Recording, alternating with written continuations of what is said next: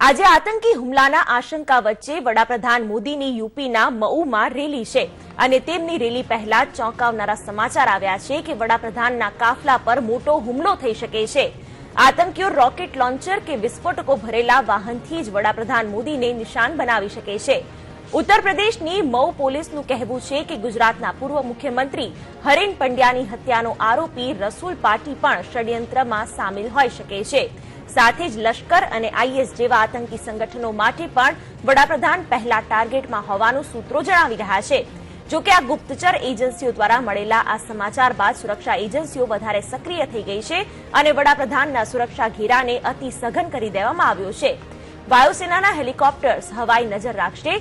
સાથે જ સઘન ચેકિંગ અને એસપીજી જડબે સલાક ઘેરા વચ્ચે આજે અતિ સંવેદનશીલ ગણાતા મઉમાં વડાપ્રધાન મોદી રેલીને સંબોધિત કરશે।